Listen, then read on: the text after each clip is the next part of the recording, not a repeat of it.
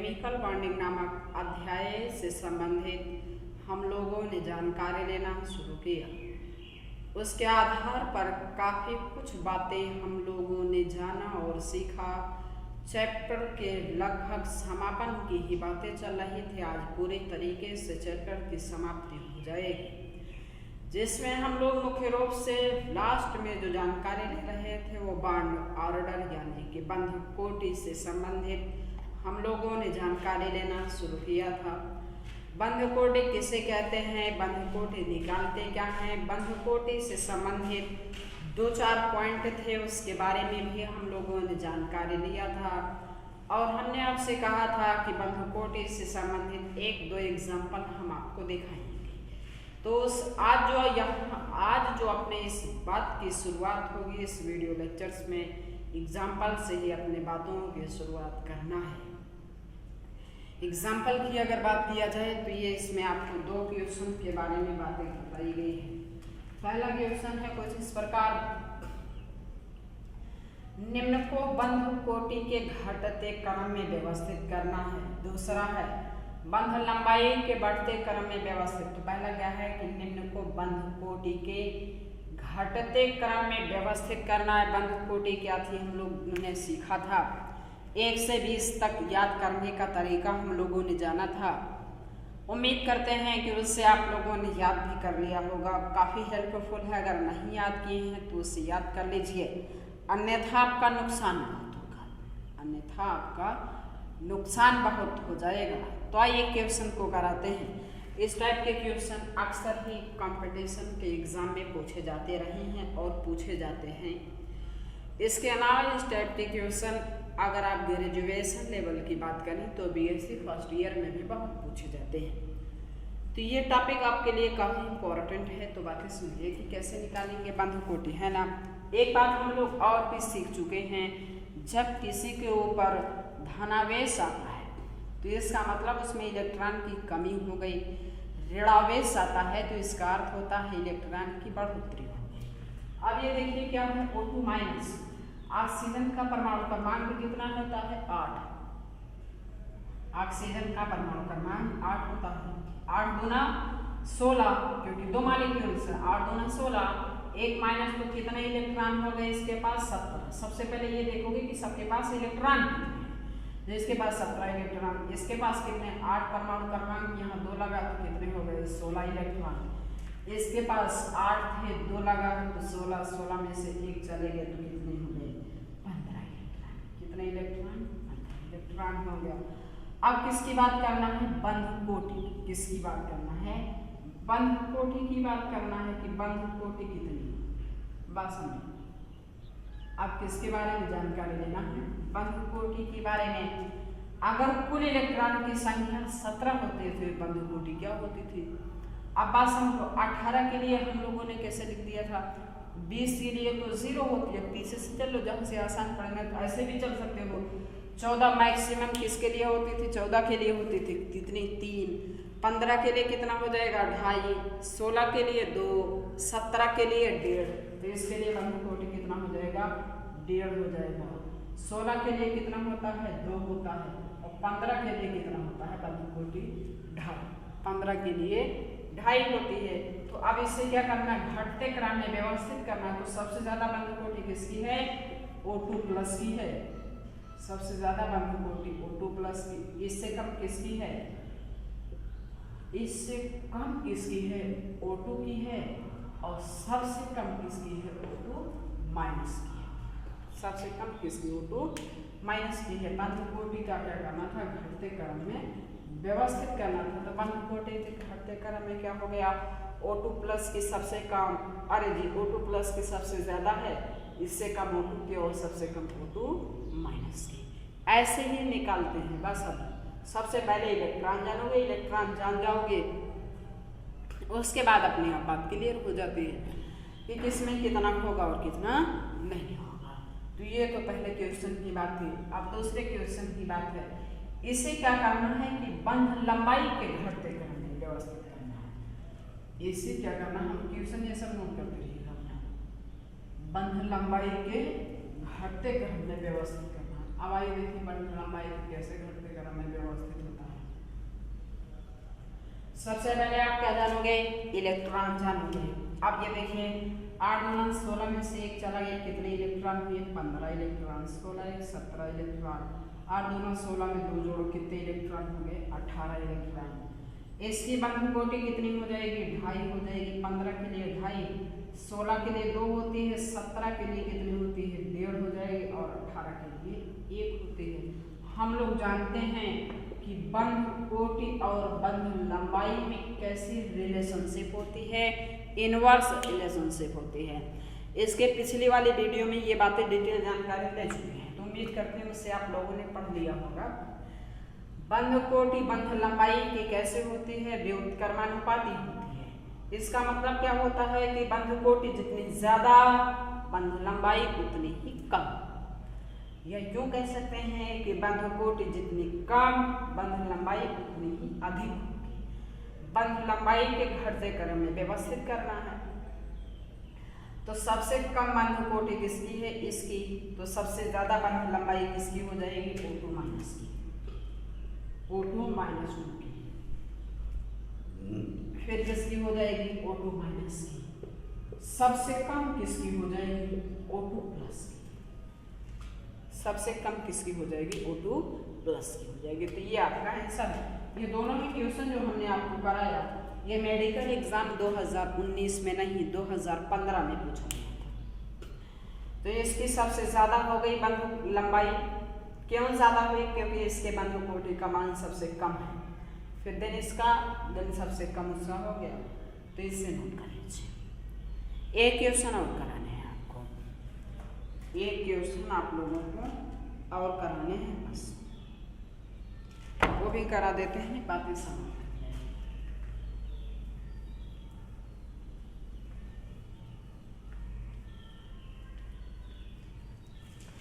Next question है एक आपका कि स्पीसीज Li2, तीसरा क्वेश्चन है।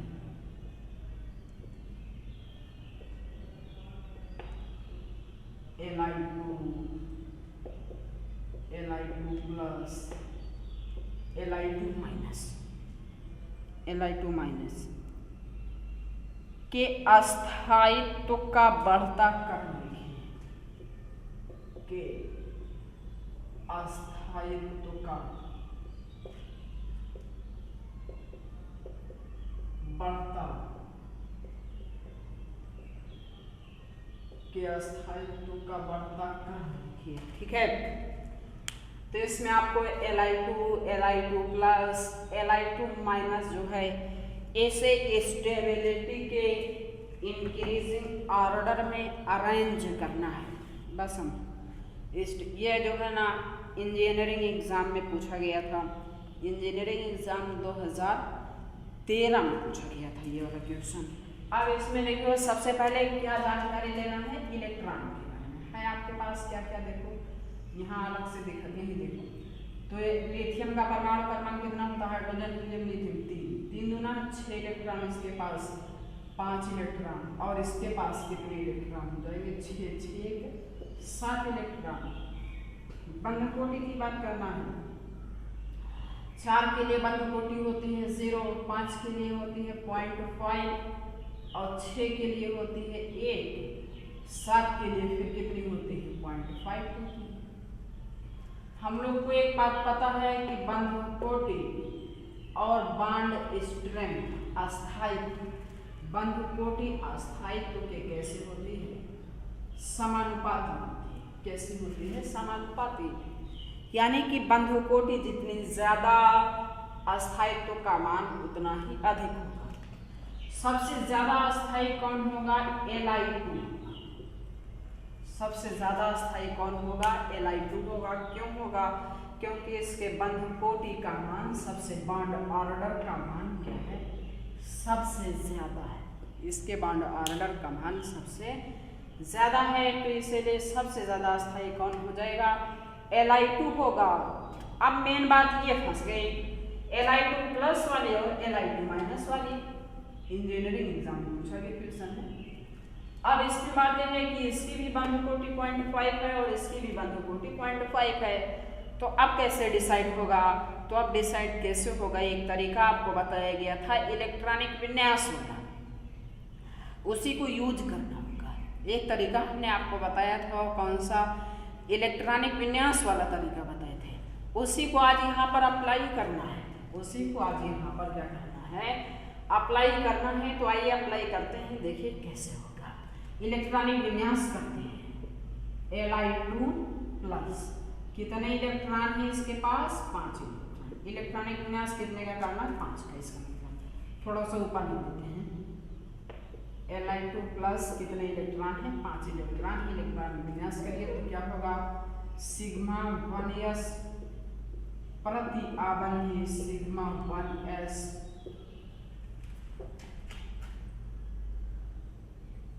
सिग्मा 2s कितना? 5 तक जाना तो 2 2 4 1 5, 2 2 4 1 5। इसमें क्या है? प्रति आबंधी के कितने इलेक्ट्रॉन है? प्रति आबंधी के 2 इलेक्ट्रॉन हैं। आबंधी के कितने इलेक्ट्रॉन हैं? 3 इलेक्ट्रॉन है। पॉइंट बना के ये सब बातें डायरेक्ट दिखाई गई है।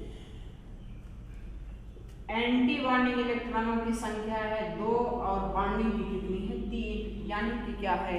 बॉन्डिंग का मान प्रति आबंधी से, आबंधी इलेक्ट्रॉनों की संख्या प्रति आबंधी इलेक्ट्रॉनों की संख्या से अधिक होती है तो वो अणु कैसा होता है? ज्यादा स्थायी होता है। यानी कि Li2 प्लस जो है ये ज्यादा स्थायी होगा। क्यों होगा? क्योंकि इसके पास आबंधी इलेक्ट्रॉनों की संख्या ज्यादा है। Li2 माइनस कम स्थायी होगा। क्यों होगा? क्योंकि इसके पास प्रति आबंधी इलेक्ट्रॉनों की संख्या ज्यादा होगी।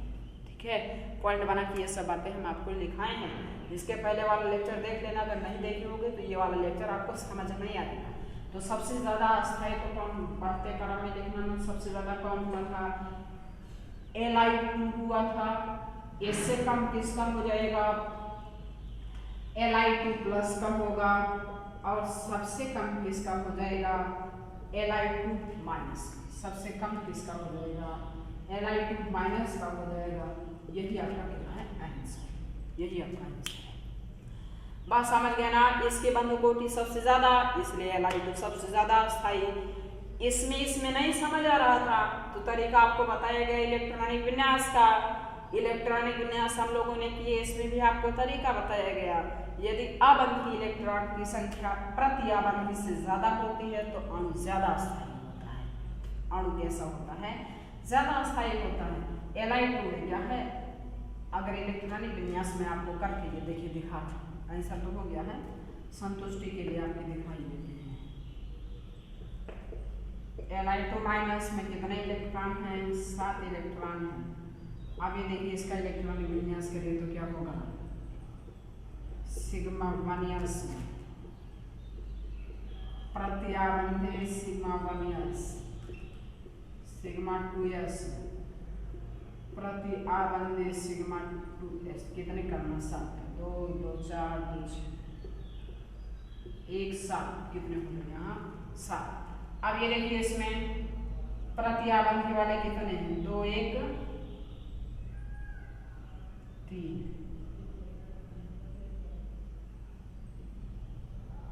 प्रति आबंधी वाले कितने हैं? 3 हैं। और 2 2 4।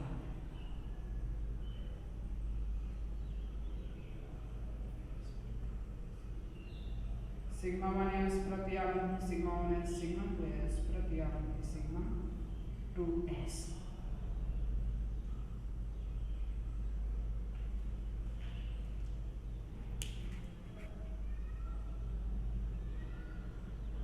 तो इसमें भी किसकी बातें हैं? बॉन्डिंग होने की अगर बात किया जाए तो 2 2 4 बॉन्डिंग होने। एंटी बॉन्डिंग वाले कितने हैं? 3 हैं। इसमें भी ज्यादा हो गया, उसमें भी 2 3 है। सिग्मा 2s अस्थायित्व की बात होती है। बॉन्डिंग का मान इसमें भी ज्यादा आ रहा है।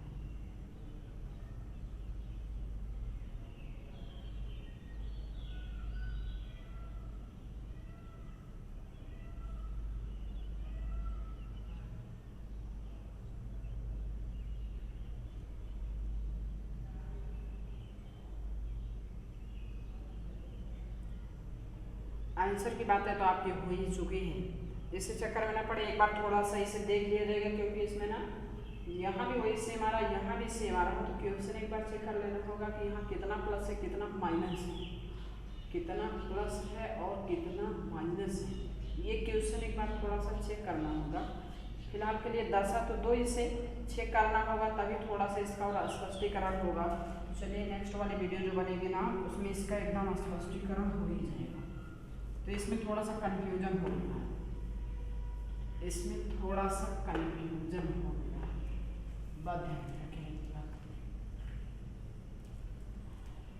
और कन्फ्यूजन हो गया है। बात यह है कि अब उस क्वेश्चन को देखना पड़ेगा, मैं बुक लेके आया नहीं हूँ और क्वेश्चन लिखने में हो सकता मुझसे गलती हो गई हो, ऐसे देखना चाहेंगे इतना तो IIT मेंस में पूछा गया है, एक बार जो है उसे जाके चेक कर लेंगे प्लस माइनस वाला, उसके बाद दिन बातें कंप्लीट हो गई, नहीं तो जो है उसमें पूरा लिखाया पढ़ाया हो गया है, वहाँ से आधार पे भी हो जाएगी बातें।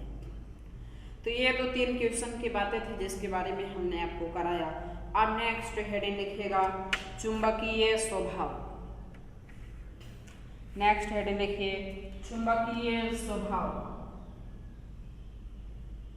मैग्नेटिक बिहेवियर, चुंबकीय स्वभाव मैग्नेटिक बिहेवियर। देखिए चुंबकीय स्वभाव की बात किया जाए तो इसमें भी क्या होते हैं, ये 2 प्रकार के होते हैं, एक कैसा होता है प्रतिचुंबकीय होता है और एक अनुचुंबकीय होता है। जब आयुग्मित इलेक्ट्रॉन पाए जाते हैं तो उसे अनुचुंबकीय कहते हैं, और जब आयुग्मित इलेक्ट्रॉन नहीं पाए जाते हैं तो उसे प्रतिचुंबकीय कहते हैं। बात समझो, जब आयुग्मित इलेक्ट्रॉन पाए जाते हैं तो उसे अनुचुंबकीय कहते हैं, और जब आयुग्मित इलेक्ट्रॉन नहीं पाए जाते हैं तो उसे प्रतिचुंबकीय कहते हैं। इसके अलावा फिर बातें हैं कि हम लोग जानेंगे कैसे कि किसमें क्या होते हैं, अयुग्मित इलेक्ट्रॉन अनपेयर्ड इलेक्ट्रॉन है या नहीं है, तो उसके लिए क्या होगा, आणविक कक्षक के आधार पर जो इलेक्ट्रॉनिक विन्यास सीखे हैं उसका प्रयोग करते हैं तब जाके हो पाता है। अभी इतनी बातें लिखिए इसके अंतर्गत, यदि किसी अणु के सभी आणविक कक्षक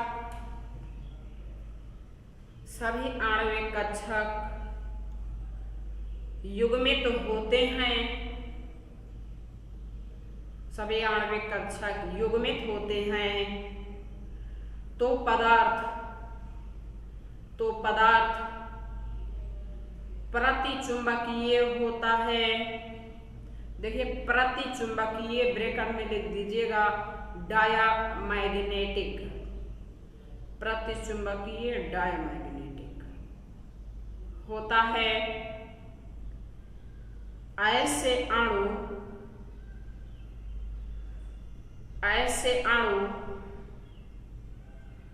चुंबकीय क्षेत्र में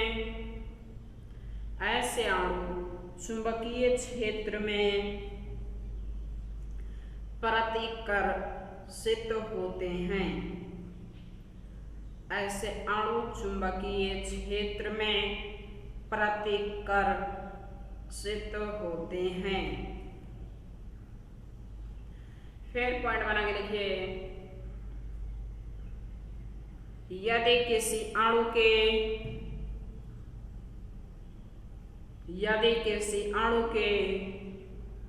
आणविक कक्षकों में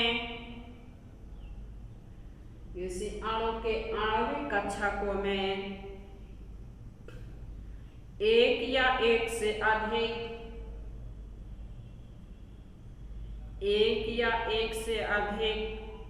अयुग्मित इलेक्ट्रॉन होते हैं, एक या एक से अधिक अयुग्मित इलेक्ट्रॉन होते हैं तो अणु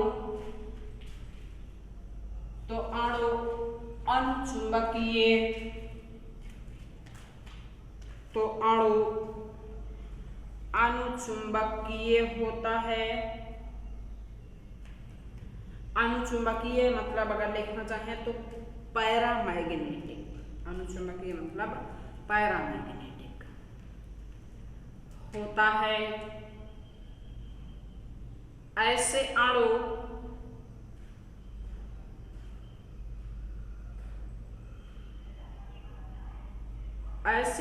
चुंबकीय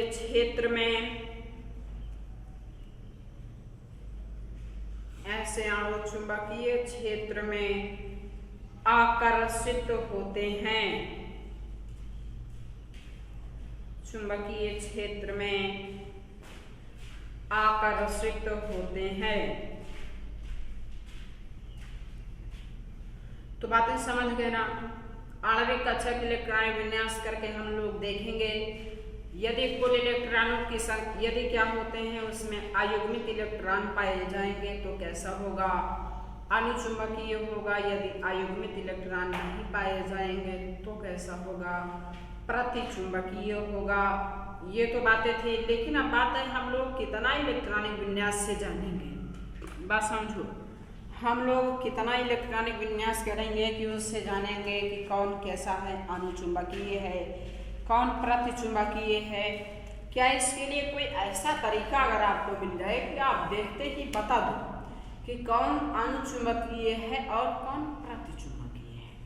कोई ऐसा तरीका आपको मिल जाए कि आप देखते ही बता दो कि कौन अनुचुंबकीय है और कौन प्रतिचुंबकीय है? तो हाँ है, इसके लिए भी तरीका।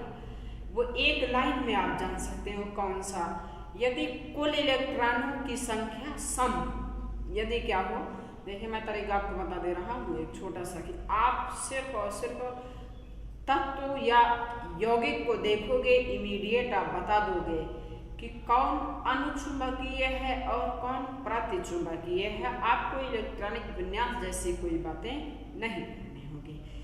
यदि कुल इलेक्ट्रॉनों की संख्या सम होती है तो उसे कहते हैं प्रतिचुंबकीय।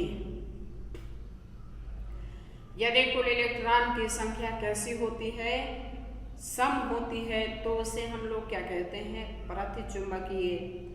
यदि विषम होती है तो उसे क्या कह देते हैं, अनुचुंबकीय। यही एक लाइन में सारी बातें आपकी क्लियर हो गई कि कुल इलेक्ट्रॉन की संख्या कैसे होती है, सम होती है तो उसे प्रतिचुंबकीय, और यदि विषम होगी तो उसे अनुचुंबकीय कहते हैं। सिर्फ और सिर्फ दो को छोड़कर 10 और 16 कुल इलेक्ट्रॉन की संख्या तो सम होती है, लेकिन ये कैसे होते हैं, अनुचुंबकीय होते हैं। होना इन्हें कैसे चाहिए, प्रतिचुंबकीय होना चाहिए, लेकिन ये होते कैसे हैं, अनुचुंबकीय होते हैं।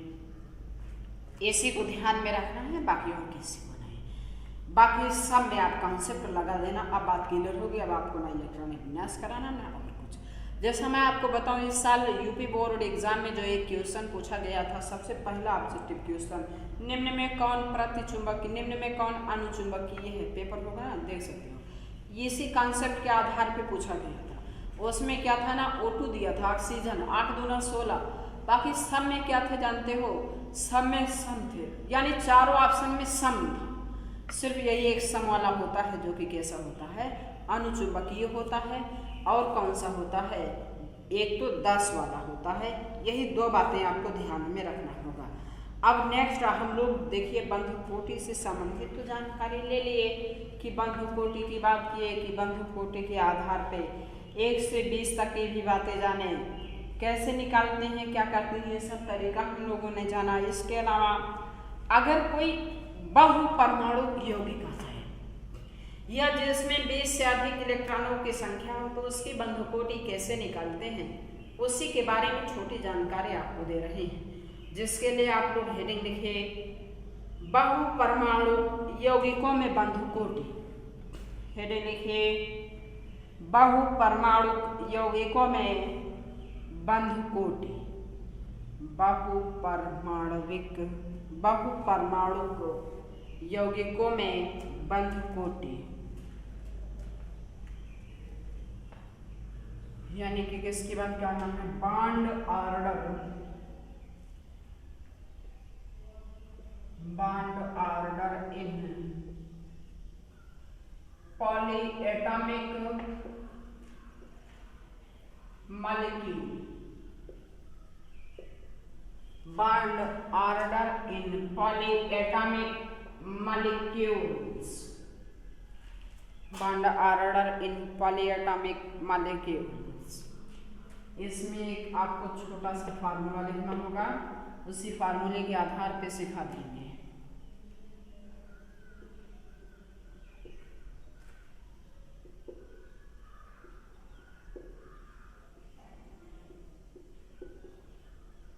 बंध कोटि बराबर कुल बंधों की संख्या बटे बंध युग्मों की संख्या।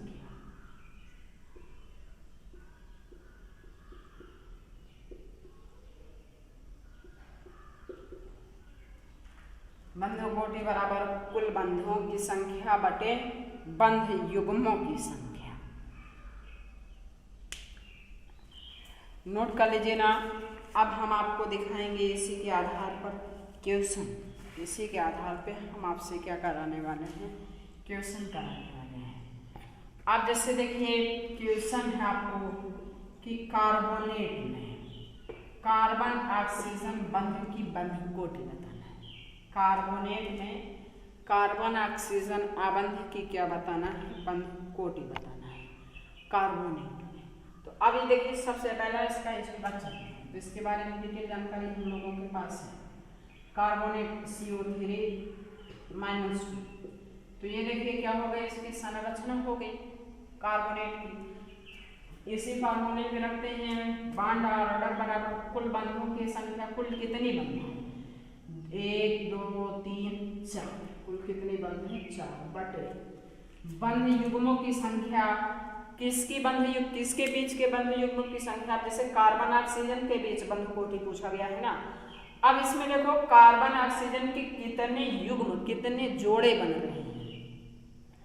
कार्बन ऑक्सीजन के कितने जोड़े बन रहे हैं, जितने जोड़े बनेंगे वही यहाँ लेना होगा। अब ये देखिए CO का एक ये बना, CO एक ये बना, CO एक ये, कितने बने टोटल 3 बने। टोटल कितने बने 3। तो बंध कोटि कितनी आ गई 1.33। 1.33 बात समझ पा रहे हैं। तो बंध कोटि बराबर क्या है, कुल बंधों की संख्या बटे क्या है, बंध युग्मों की संख्या। बंध युग्मों की संख्या जिसके बीच के बंध युग्मों की बात होगी। यहाँ कार्बोनेट में कार्बन ऑक्सीजन के बीच पूछा गया था, हमेशा आपको ऐसे बताया जाएगा। तो ये निकल के आई। एक आध एग्जाम्पल हम आपको और दिखाते हैं, ये सब नोट कर लीजिएगा।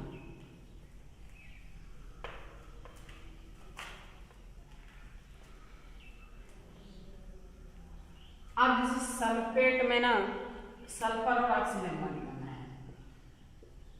सल्फेट में सल्फर और ऑक्सीजन की बंध कोटि बताना है।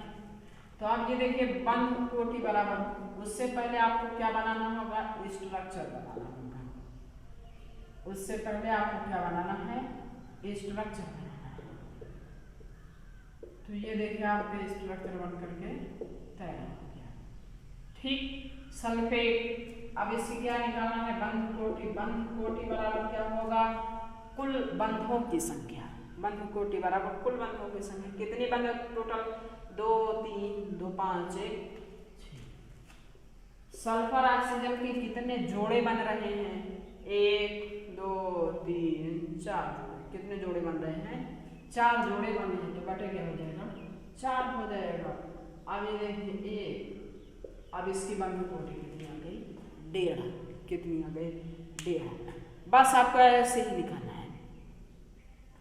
ऐसे ही आप किसी का भी आपसे अगर आप पूछ लिया जाएगा, अब आप बता देना, ठीक है। कोई प्रॉब्लम का सब्जेक्ट नहीं है।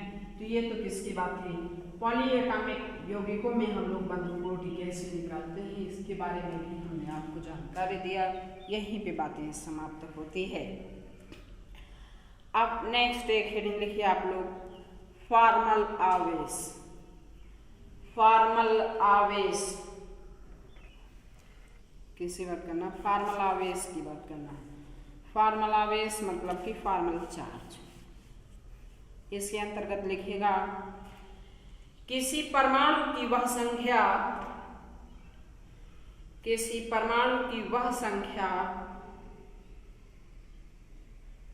जो मुक्त परमाणु के, किसी परमाणु की वह संख्या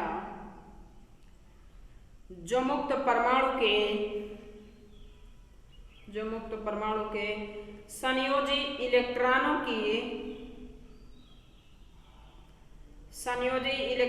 की संख्या में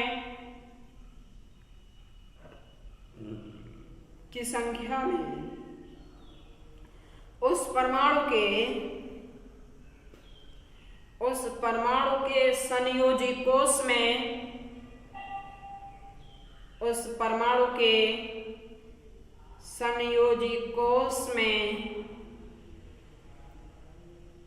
संयोजी कोष में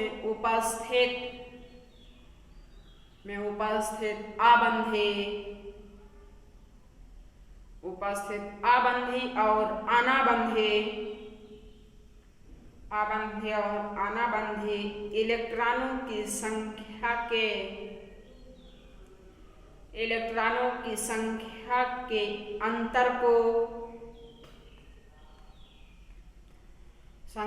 अंतर को फॉर्मल आवेश कहते हैं।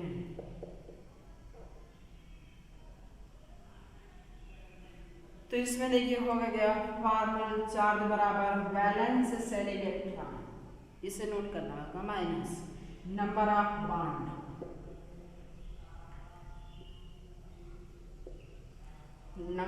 Bond minus number of non bonding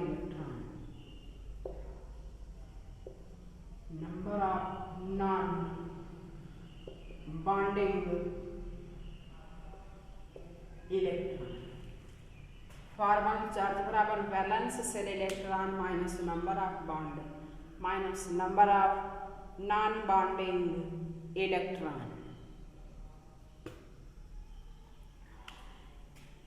average formal आवेश, औसत फॉर्मल आवेश बराबर, अगर ये जानना चाहते हैं जानने दीजिए, यूज नहीं करना,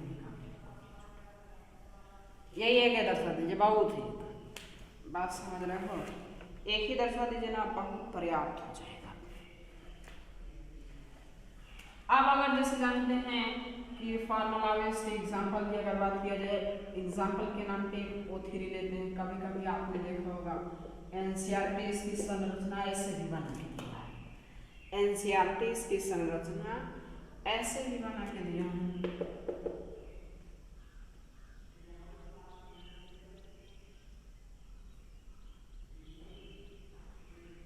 अरे इसके पास 6 इलेक्ट्रॉन थे, 3 भाग ले लिए, 1 हट गया,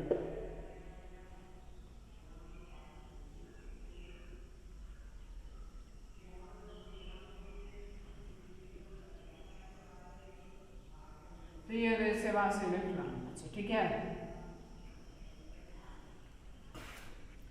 अब अगर आप ये जानना चाहते हैं ना कि यहाँ पर धनावेश कैसे आए, यहाँ पे ऋणावेश कैसे आए, तो इसकी व्याख्या कौन करेगा ना, यही वैलेंस शेल इलेक्ट्रॉन करेगा। यही क्या करेगा, वैलेंस शेल इलेक्ट्रॉन ही करेगा। बात समझो, जैसे आप अगर एनसीईआरटी की बुक खोलोगे, एनसीईआरटी के बुक में आपके एग्जाम्पल बना पड़ा है कि O3 है, O3 का स्ट्रक्चर बना है जिसमें एक O पर प्लस है और एक O पर माइनस है, ठीक है। अब ये प्लस और माइनस का खेल कैसे होता है आइए सिखाते हैं।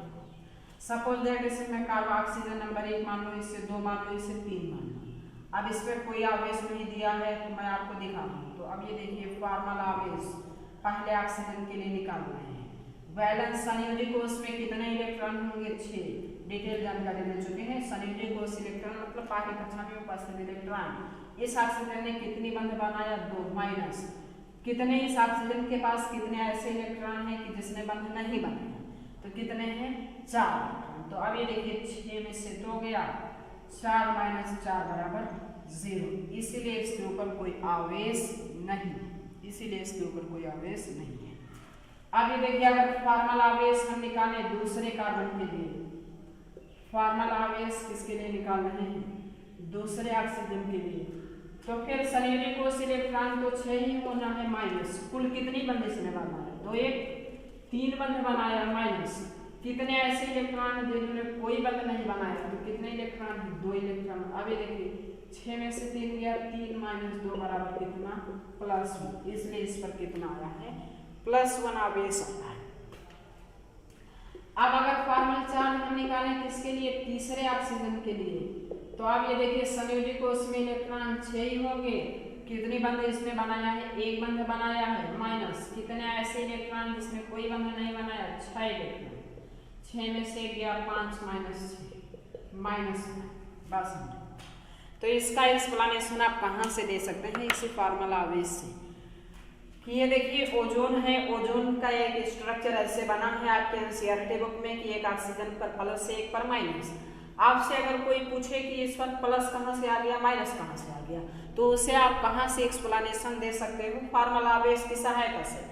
बिना फार्मूला बेस के आप इस चार्ज को एक्सप्लेन नहीं कर सकते हो। इसीलिए आपके लिए जरूरी बातें हैं, तो ध्यान में रखे रहिएगा। जो कि बातें फार्मूला बेस से संबंधित जोड़ी समाप्त होती हैं। एग्जाम्पल इसके लिए अगर और आपके एनसीईआरटी बुक में है तो आप करते रहिए। इच्छाएं होती हैं, कोई प्रॉब्लम का सब्जेक्ट नहीं है, कहीं कोई प्रॉब्लम्स नहीं होगी। जो भी कंसेप्ट दिया गया है उसके आधार पर आप किसी भी प्रकार का क्वेश्चन उठाइए, हो चाहे कंपटीशन लेवल का हो, चाहे बोर्ड लेवल का हो, आपको कहीं कोई प्रॉब्लम्स नहीं होगी। अब यहाँ पर आने के बाद ये फार्मूला बेस की बातें समाप्त होती है। नेक्स्ट आप लोग हेडिंग लिखिएगा, अनुनाद। नेक्स्ट हेडिंग लिखिए अनुनाद।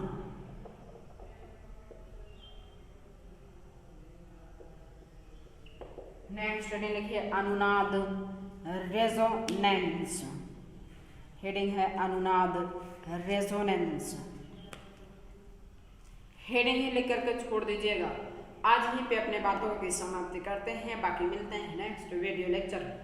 Thank you for watching this video.